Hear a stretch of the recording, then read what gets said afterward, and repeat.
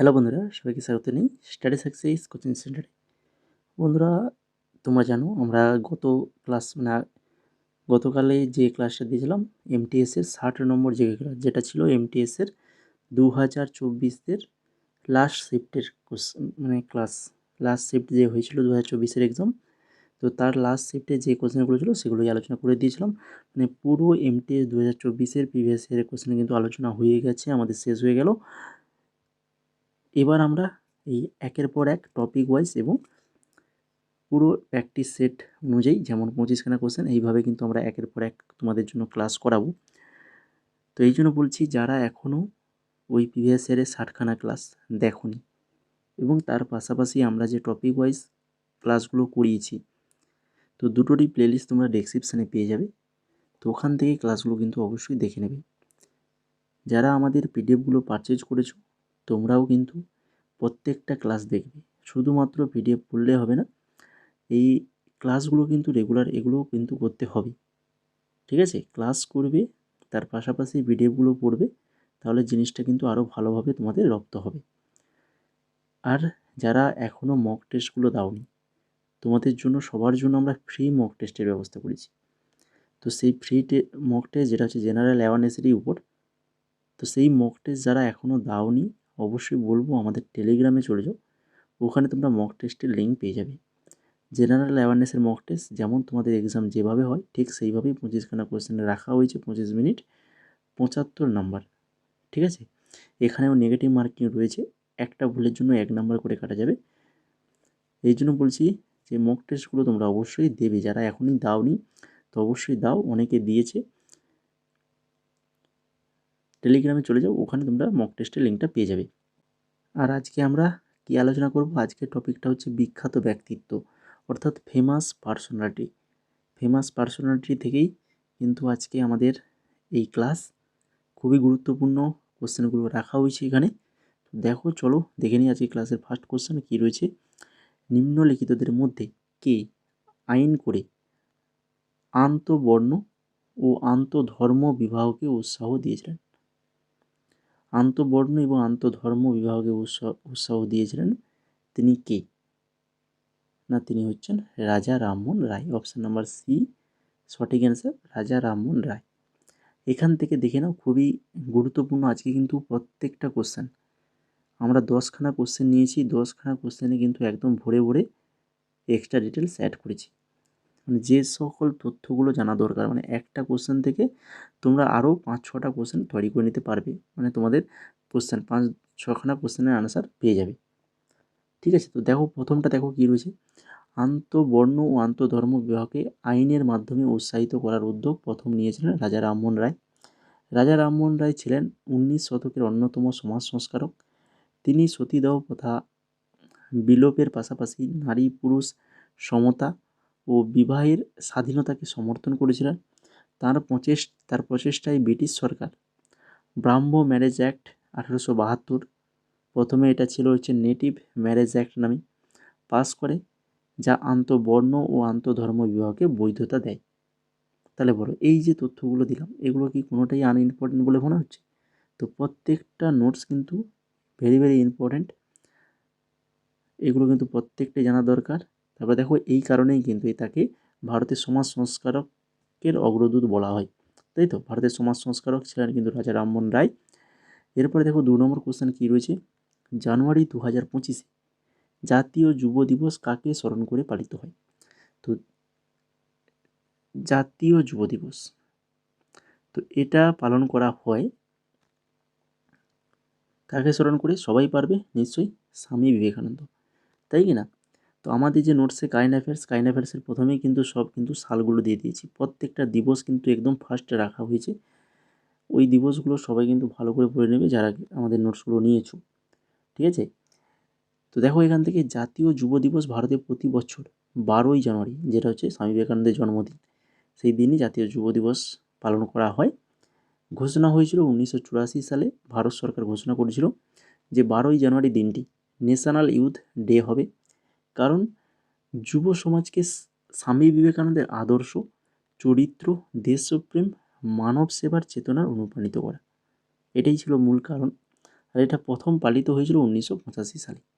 ঠিক হয়েছিল যে 1984 সালে এটা ঘোষণা করা হয়েছিল, তারপর 1985 সালে এটা প্রথম পালিত হয়। মূল মন্ত্র কী ছিল? স্বামী বিবেকানন্দের বাণী, যেটা ছিল ওঠো জাগো এবং লক্ষ্যে পৌঁছানো পর্যন্ত থেমো না।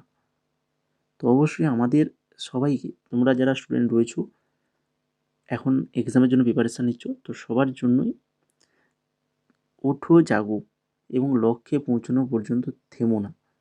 অনেকে কিন্তু মাঝে এই ক্লাস করা কিন্তু বন্ধ করে দিয়েছে। এমটিএসের দেখছি যে এক্সাম নিয়ে যেগুলো যে সমস্যাগুলো হচ্ছিলো, যার জন্য এক্সাম কিন্তু তোমাদের অনেকটা পিছিয়ে গেছে। তো এই নিয়ে বা এক্সাম পিছিয়ে গেছে বলে অনেক লোক পড়াই বন্ধ করে দিয়েছে,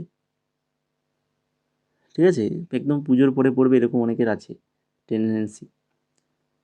তো এই জন্য বলছি, যতক্ষণ না লক্ষ্যে পৌঁছো ততক্ষণ কিন্তু তোমাদের থেমে যাওয়া যাবে না, এগিয়ে যেতে হবে সবসময়। তো 3 নম্বর কোশ্চেন যেটা রয়েছে দেখো, জুডিশিয়াল অ্যাক্টিভিজম শব্দটি কে প্রথম ব্যবহার করেছিলেন? জুডিশিয়াল অ্যাক্টিভিজম এই যে শব্দটা, এটা প্রথম ব্যবহার করেছিলেন কে? হচ্ছে আর্থার স্লেসিঞ্জার জুনিয়র। আর্থার স্লেসিঞ্জার জুনিয়র এটা কিন্তু প্রথম ব্যবহার করেছিলেন।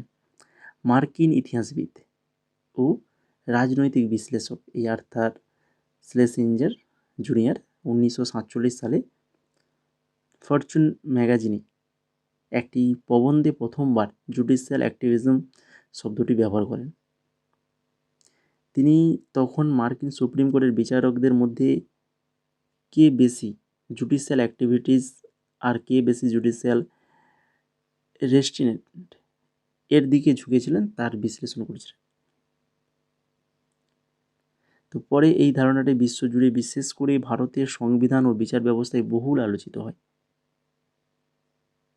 এরপরে চলে যাবে 4 নম্বর কোশ্চেন, গোবিন্দ বল্লভ পন্ত ভারতের স্বাধীনতার পর কোন রাজ্যের প্রথম মুখ্যমন্ত্রী ছিলেন? গোবিন্দ বল্লভ পন্ত ভারতের স্বাধীনতার পর কোন রাজ্যের প্রথম মুখ্যমন্ত্রী ছিলেন? সঠিক অ্যান্সার কী হবে? না, সঠিক অ্যান্সার হবে অপশন নাম্বার বি, উত্তরপ্রদেশ। উত্তরপ্রদেশের মুখ্যমন্ত্রী ছিলেন। এখান থেকে দেখে নাও, তিনি 1937 সালে প্রাদেশিক প্রশাসন আইনের অধীনে ইউনাইটেড প্রভিন্স অর্থাৎ তৎকালীন নাম এর প্রিমিয়ার হন। স্বাধীনতার পর 1947 থেকে 1954 সাল পর্যন্ত তিনি উত্তরপ্রদেশের মুখ্যমন্ত্রী ছিলেন। পরে তিনি ভারতের প্রথম স্বরাষ্ট্রমন্ত্রী হিসেবেও দায়িত্ব পালন করেন সর্দার বল্লভভাই প্যাটেলের মৃত্যুর পর, ঠিক আছে। তার আমলে জমিদারি প্রথা বিলোপ আইন কার্যকর হয়, কৃষকদের সরাসরি জমির মালিকানা দেওয়া হয়, যা ভারতের কৃষি সংস্কারের একটা গুরুত্বপূর্ণ পদক্ষেপ। তাহলে বোঝা গেল এখানে আমরা কিন্তু তাহলে গোবিন্দ বল্লভ পন্তের সম্পর্কে সমস্ত কিছু তথ্যটাই কিন্তু এখানে অনেকটাই আমরা জেনে গেলাম, এক্সামে আসার মতো তথ্য। 5 নম্বর কোশ্চেন, 1525 সালের ফেব্রুয়ারি মাসে ভারতের নাইটিঙ্গেল সরোজিনী নাইডু সম্মানে কোন দিন পালিত হয়? তো নাইটিঙ্গেল সরোজিনী নাইডুর সম্মানে কোন দিনটা পালিত হয়? সরোজিনী নাইডুর সম্মানে পালন করা হয়, এটা হয়ে থাকে জাতীয় নারী দিবস। জাতীয় নারী দিবস ফেব্রুয়ারি মাসে হয়ে থাকে। ভারতের নাইটিঙ্গেল অফ ইন্ডিয়া বা সরোজিনী নাইডুর জন্মদিন 13ই ফেব্রুয়ারি। 13ই ফেব্রুয়ারি দিনটি ভারতের ন্যাশনাল ওমেন্স ডে অর্থাৎ জাতীয় নারী দিবস হিসেবে পালিত হয় তাঁরই সম্মানে, সরোজিনী নাইডুর সম্মানে। তো তিনি ছিলেন একজন কবি, স্বাধীনতা সংগ্রামী এবং প্রথম ভারতীয় মহিলা রাজ্যপাল। খুবই ভেরি ইম্পর্ট্যান্ট, প্রথম ভারতীয় মহিলা রাজ্যপাল ছিলেন সরোজিনী নাইডু। 1947 সালে স্বাধীন ভারতের প্রথম মহিলা রাজ্যপাল হিসেবে তিনি কোথায়? না, উত্তরপ্রদেশের রাজ্যপাল নিযুক্ত হয়েছিলেন। তাঁর কাব্য প্রতিভার জন্য রবীন্দ্রনাথ ঠাকুর তাকে ডাকতেন ভারতের কোকিল বা নাইটিঙ্গেল অফ ইন্ডিয়া। বোঝা গেল? তো এরপরে দেখো 6 নম্বর, তার আগে তোমরা যারা এখনও ক্লাসটাকে লাইক করোনি, তো যদি ক্লাস ভালো লেগে থাকে, এই ধরনের ক্লাস যদি পরবর্তীতে পেতে চাও, তো অবশ্যই ক্লাসটা লাইক করো, বন্ধুদের মাঝে শেয়ার করো। অবশ্যই বলবো যে ক্লাসগুলো একটু তোমরা তোমাদের বন্ধুদের মাঝে শেয়ার করো, ঠিক আছে। সম্পূর্ণ ফ্রিতে ইউটিউবে রেগুলার তোমরা এই ধরনের জিকে ক্লাস কিন্তু পাবে আমাদের চ্যানেলে। তো তার জন্য কি করতে হবে? তোমরা ক্লাসগুলো শেয়ার করো আর চ্যানেলটাকে সাবস্ক্রাইব করে আমাদের সাথে যুক্ত থাকো। যুক্ত থাকলে এই ধরনের গুরুত্বপূর্ণ ক্লাস কিন্তু তোমরা অবশ্যই পেয়ে যাবে। আর ক্লাসের আপডেট এবং এক্সাম রিলেটেড আপডেট, সকল প্রকার আপডেট পেয়ে যাবে আমাদের টেলিগ্রাম এবং হোয়াটসঅ্যাপ চ্যানেল। এই দুটো চ্যানেলে তোমরা অবশ্যই জয়েন করে যাবে। ডেসক্রিপশনে লিঙ্ক রয়েছে ক্লাসের শেষে, এই লিঙ্ক থেকে বা তোমরা টেলিগ্রামে গিয়ে সার্চ করলে পেয়ে যাবে, ওখানে কিন্তু অবশ্যই জয়েন করে যাবে। তো এবার দেখো 6 নম্বর কোশ্চেন যেটা রয়েছে, নিচের কোন সংস্কারমূলক সংস্থা ও তার প্রতিষ্ঠাতার জুটি সঠিকভাবে মেলানো হয়েছে। তো যেটা আমি বারবার যেগুলো আলোচনা করে এসেছিলাম প্রিভিয়াস ইয়ারে, আবারও এখানে আমি আলোচনা করছি। দেখো যে সমাজগুলো তোমাদের একটু ভালোভাবে মনে রাখতে হবে।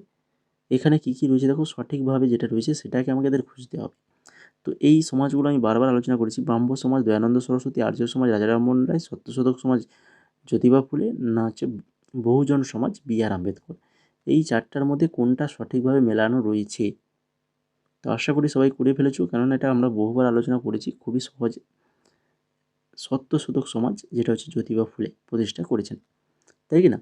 তো দেখে নাও রাজা রামমোহন রায়ের ব্রাহ্ম সমাজ, তো এখানে ব্রাহ্ম সমাজ কী দেওয়া রয়েছে, দয়ানন্দ সরস্বতী, তাহলে রাজা রামমোহন রায় হয়ে যাবে সঠিক অ্যান্সার। তারপরে হচ্ছে আর্য সমাজ 1875 সালে কে, দয়ানন্দ সরস্বতী দ্বারা প্রতিষ্ঠিত হয়েছিল। তাহলে এখানে একটু উল্টোটা দিয়ে দিয়েছে, আমাদের প্রশ্নে উল্টোটা দেওয়া রয়েছে, তাই কি না, তার জন্য ওটা আমাদের ভুল হয়েছে। আর কি, সত্যশোধক সমাজ বর্তমান মহারাষ্ট্রে 1873 সালে প্রতিষ্ঠিত, কার দ্বারা, না জ্যোতিরাও ফুলে দ্বারা। সালগুলোও কিন্তু মনে রাখো, সালগুলোও কিন্তু এক্সামে আসে। এছাড়া প্রার্থনা সমাজ 1867 সালে আত্মারাম পাণ্ডুরঙ্গ দ্বারা প্রতিষ্ঠিত হয়েছিল। আর স্বাধীনতার পর বিশেষ করে 1980-র দশক থেকে বহুজন সমাজ পার্টি অর্থাৎ বিএসপি গঠিত হয়, যার প্রতিষ্ঠাতা ছিলেন কাঞ্জিরাম ও কুমারী মায়াবতী। তো এই ছিল মোট এখানে খুবই ইম্পর্ট্যান্ট কিছু তথ্য, যেগুলো একটু তোমাদেরকে মনে রাখতে হবে। এরপর দেখো 7 নম্বর কোশ্চেন, রামকৃষ্ণ মিশন কে শুরু করেছিলেন। রামকৃষ্ণ মিশন কে শুরু করেছিলেন, খুবই সহজ কোশ্চেন, কিন্তু এখান থেকে যে নোটসগুলো দেবো সেগুলো আরও বেশি ইম্পর্ট্যান্ট। এটা তো তোমাদের অবশ্যই জানা দরকার। স্বামী বিবেকানন্দ রামকৃষ্ণ মিশন প্রতিষ্ঠা করেছিলেন। রামকৃষ্ণ মিশন স্বামী বিবেকানন্দ শুরু করেছিলেন, প্রতিষ্ঠার সাল হচ্ছে 1897। মনে রাখো উদ্দেশ্য কী, না আধ্যাত্মিক সাধনার পাশাপাশি সমাজসেবা, শিক্ষা, স্বাস্থ্যসেবা, দুর্যোগকালে সাহায্য প্রদান, এটাই ছিল মূল লক্ষ্য। আত্মনো মোক্ষার্থম জগদিতায় চ, মানে কি, না নিজের মুক্তির জন্য এবং বিশ্বের কল্যাণের জন্য এই মূল মন্ত্র পরিচালিত। এর নামকরণ করা হয়েছিল স্বামী বিবেকানন্দের গুরু শ্রী রামকৃষ্ণ পরমহংস দেবের নামে, মানে যেটা এসের কথা বলছি, রামকৃষ্ণ মিশন। স্বামী বিবেকানন্দের গুরু কে ছিলেন, শ্রী রামকৃষ্ণ পরমহংস দেব। এক্সাম এসছে নিশ্চয়ই, প্রিভিয়াস ইয়ারের ক্লাস কোশ্চেন যে আলোচনা করেছি সেখানে নিশ্চয়ই তোমরা দেখেছো, কোশ্চেন কিন্তু এসেছিলো। তো এই রামকৃষ্ণ মিশনের সদর দপ্তর কোথায় রয়েছে, না হচ্ছে হাওড়ার বেলুড় মঠ, আমাদের পশ্চিমবঙ্গের হাওড়ার বেলুড় মঠে রয়েছে। এবার তোমাদেরকে একটা কিছু বলে দিই, যে নোটসের কথা আমি বলছিলাম ক্লাসের শুরুতে, যারা নিয়েছো খুবই ভালো পড়াশোনা করো, ওখান থেকে কিন্তু তোমরা সকল কোশ্চেন কিন্তু কমন পড়ে যাবে। যে জিকে নোটসগুলো দিয়েছি আশা করছি এরই মধ্য থেকে কিন্তু তোমরা সমস্ত কিছুটাই পেয়ে যাবে, কারণ কারেন্ট অ্যাফেয়ার্সও আমরা কিন্তু নোটসগুলো এক এক করে তোমাদের দিচ্ছি। ঠিক আছে, রিসেন্ট যে সকল এক্সাম হয়েছে তাদেরও কারেন্ট অ্যাফেয়ার্সগুলো আমি কিন্তু টেলিগ্রামে যে তোমাদের পেড গ্রুপ রয়েছে সেখানে আমি দিয়েছি। তো এইভাবে তোমাদেরকে দেবো আরও, তো ওগুলো পড়াশোনা করো, আশা করি তোমরা কিন্তু সমস্ত কিছুটাই পেয়ে যাবে এখান থেকে। তো যারা এখনও স্টাডি ম্যাটেরিয়ালগুলো নাওনি, আমাদের নোটসগুলো পারচেজ করোনি, তো যদি করতে চাও তো স্ক্রিনে দেখতে পাচ্ছ এই সকল স্টাডি ম্যাটেরিয়াল তোমরা পেয়ে যাবে মাত্র 199 টাকায়। মানে শুধুমাত্র জিকে নয়, জিকের পাশাপাশি তোমরা ইংলিশ, ম্যাথ, রিজনিং এগুলোও কিন্তু পাবে। সম্পূর্ণ পিডিএফ একদম টেলিগ্রামে পাবে 199 টাকায়, মাত্র 199 টাকায় পাবে। তো সেটা পেমেন্ট করে স্ক্রিনশট পাঠালে বা আমাদের হোয়াটসঅ্যাপ নাম্বার রয়েছে ওখানে মেসেজ করলে আমরা বলে দেবো তোমরা পেমেন্ট কীভাবে করবে, বা ওই হোয়াটসঅ্যাপ নাম্বার যে রয়েছে ওই নাম্বারে পেমেন্ট করে স্ক্রিনশট পাঠালেও চলবে। বুঝে গেল।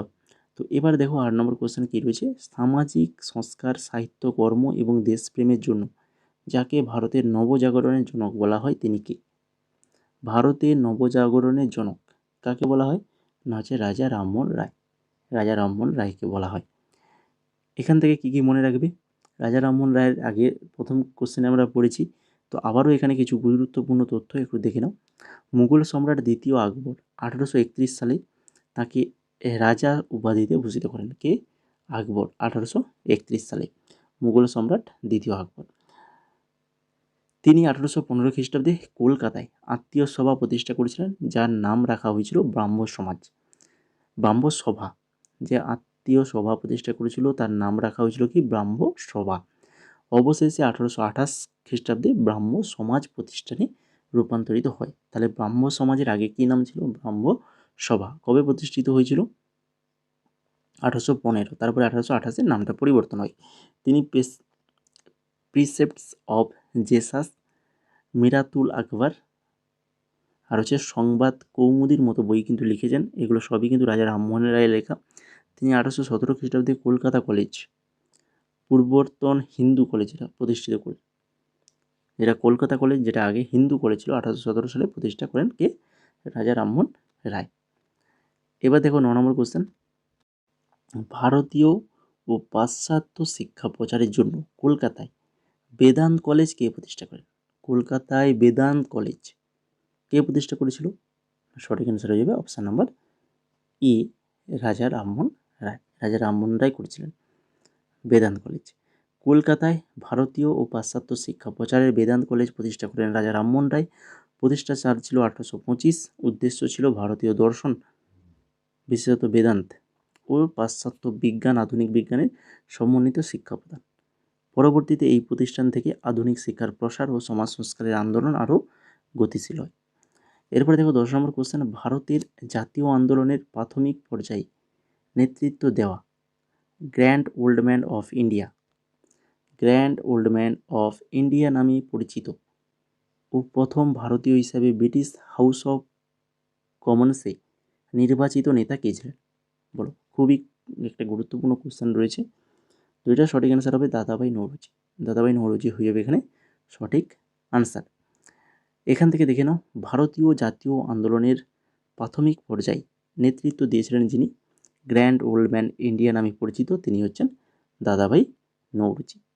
দাদাভাই নৌরোজি ছিলেন কংগ্রেসের অন্যতম প্রতিষ্ঠাতা নেতা। তাকে বলা হয় India's unofficial ambassador in England. তিনি প্রথম ভারতীয় হিসাবে ব্রিটিশ হাউস অফ কমন্স নির্বাচিত হন 1892 সালে ফিন্সবারি সেন্ট্রাল আসন থেকে লিবারেল পার্টির প্রার্থী হিসেবে। তো তাঁর লেখা খুবই গুরুত্বপূর্ণ একটি গ্রন্থ, ভালো করে মনে রাখো, যেটা বারবার এক্সামে আসে, আমাদের এই এমটিএসেরই এক্সামে এসছে বারবার। Poverty and un-British rule in India, এই কোশ্চেনটা কিন্তু বারবার আসে। এই গ্রন্থে ড্রেন অফ ওয়েলথ থিওরি তুলে ধরেন। কংগ্রেসে তিনি কিন্তু 3বার সভাপতিত্ব নির্বাচিত হন। একটা হচ্ছে 1886, 1893 আর হচ্ছে 1906। ঠিক আছে, তো এই ছিল মোট আজকের 10খানা কোশ্চেন। ঠিক আছে, 10খানা কোশ্চেন আলোচনা করলাম, সম্পূর্ণ প্রত্যেকটা কোশ্চেন দেখতে পেলো যে বিস্তারিতভাবে আলোচনা করলাম। তো এইভাবে ক্লাসগুলো করানো হবে। তো তার জন্য তোমাদের ফিডব্যাকটা অবশ্যই প্রয়োজন। কেমন লাগলো সেটা কমেন্ট করে জানাও, লাইক করো, বন্ধুদের মাঝে শেয়ার করো, আর যদি না চ্যানেলটাকে সাবস্ক্রাইব করে থাকো তো অবশ্যই সাবস্ক্রাইব করে যুক্ত হয়ে যাও। আর টেলিগ্রামে মাস্ট জয়েন করে যাবে। এখানে সমস্ত কিছু ক্লাসের আপডেট এবং তোমাদের এক্সাম রিলেটেড যে আপডেটগুলো সেগুলো কিন্তু পেয়ে যাবে খুব সহজেই আমাদের চ্যানেলে। ঠিক আছে, তো আমাদের যে পিডিএফগুলো এমটিএসের যে পিডিএফগুলো রয়েছে, তো এই সকল পিডিএফগুলো তোমরা পেয়ে যাবে। এগুলো যদি দেখো, প্রত্যেকটা এমটিএস, জিকে ইংলিশ বা রিসেন্ট যে স্টেনোর এক্সাম হয়েছে তার জিকে ইংলিশ, বা এমটিএসের জন্য আমরা টপিক ওয়াইজ যে নোট বানিয়েছি কারেন্ট অ্যাফেয়ার্স 2024। এছাড়া আমরা আজ থেকে এই জিকে ইবুক, অধ্যায় ভিত্তিক যে জিকে ইবুক যেটা আমরা পাবলিশ করেছি, যে ইবুক তোমরা ওয়েস্ট বেঙ্গলের যে স্টুডেন্টরা তোমরা ওয়েস্ট বেঙ্গলের এক্সাম যেমন ডব্লিউবিপিএসসি, ডব্লিউবিপি, কেপি বা রিসেন্ট যে WBSSC, group C, group D পূজার পরে ফর্ম ফিল আপ শুরু হবে। তো সেই এক্সামগুলোর জন্য খুবই গুরুত্বপূর্ণ, যেখানে 1999 থেকে 2025 যে বিগত বছরের প্রশ্নগুলো, তার পাশাপাশি রিসেন্ট এক্সামে যে সম্ভাব্য আরও কিছু কোশ্চেন, তো সব মিলিয়ে ব্যাখ্যাসহ প্রত্যেকটা প্রশ্নের ব্যাখ্যাসহ 8200+ প্রশ্নের কিন্তু আমরা এই পিডিএফটা বানিয়েছি, যেখানে ইতিহাস, ভূগোল, সংবিধান, স্ট্র্যাটেজিকে, কম্পিউটার, অর্থনীতি, তার পাশাপাশি 24-25 কারেন্ট অ্যাফেয়ার্স 2024-25 কারেন্ট অ্যাফেয়ার্স পাবে 3698টা। ঠিক আছে, তো সমস্ত কিছু পাবে কত টাকায়? মাত্র কত টাকায় বলো? 49 টাকায়। এই পিডিএফটা পাবে মাত্র 49 টাকায়। তো যদি নিতে চাও কেউ, তাহলে অবশ্যই হোয়াটসঅ্যাপ নাম্বারে মেসেজ করো। আমাদের হোয়াটসঅ্যাপ নাম্বার রয়েছে, এখানে তোমরা ওই জিকে ইবুক বলে মেসেজ করবে। ঠিক আছে, ওখানে আমরা বলে দেবো কীভাবে পেমেন্ট করতে হবে। না হলে তোমরা এই হোয়াটসঅ্যাপ নাম্বারে পেমেন্ট করে এর স্ক্রিনশটটা এই হোয়াটসঅ্যাপ নাম্বারেই পাঠিয়ে দিলেও চলবে। তারপরে তোমাদেরকে পিডিএফটা দিয়ে দেওয়া হবে। বুঝে গেল? তো দেখো, যদি ডেমো দেখতে চাও টেলিগ্রামে চলে যাও, ওখানে ডেমো রয়েছে। ডেমো দেখে তারপরে পছন্দ হলে নেবে। তো আগে ডেমোটা কিন্তু অবশ্যই দেখো। ঠিক আছে, যদি নেওয়ার ইচ্ছা হয় ডেমোটা দেখো,